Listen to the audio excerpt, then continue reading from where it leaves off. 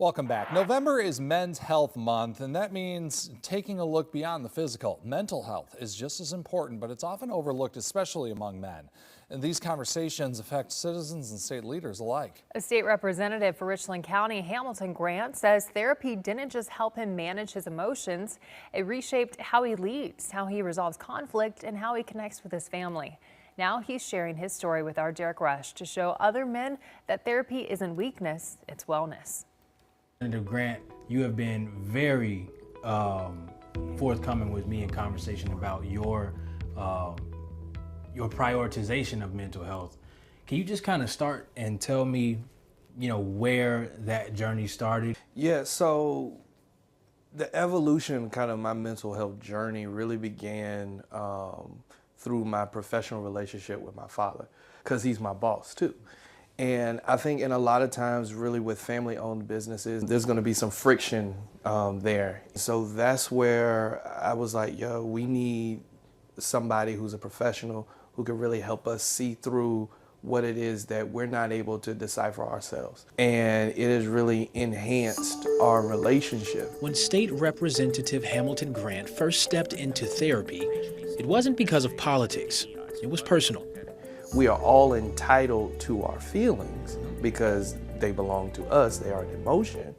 But just because I feel a certain way does not make it factual. And so understanding that principle helps me see people for where they are versus how I feel where they should be. Dr. Chad Middleton, a licensed therapist, has spent more than 20 years helping men break emotional barriers. When you think about us as children, we fall off the bike, we're crying. What you crying like a little punk for? Get it back on the bike. What you crying for? So as children, boys don't get from their fathers the comfort of expressing feelings a lot. Now, I'm not saying conclusively all men, but I'm saying from children, it's very difficult for boys to understand how to communicate and express their feelings. I call my sessions throw-up sessions because something that you've consumed made you sick. Wow. And it's not until you throw it up that you really understand what made you sick, what it was, and you usually feel better. Grant says that therapy taught him that shutting down isn't strength, and ignoring stress can take a toll on both the mind and the body.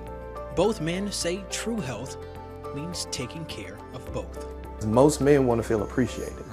If we don't feel appreciated, I think that accelerates the issue of shutdown, which for men, we're gonna shut down, we're burnt out, and all these things start compiling along with the stresses of life. And it now goes from mental health to physical health. And if neither one are working in your favor, then it's a ticking time bomb.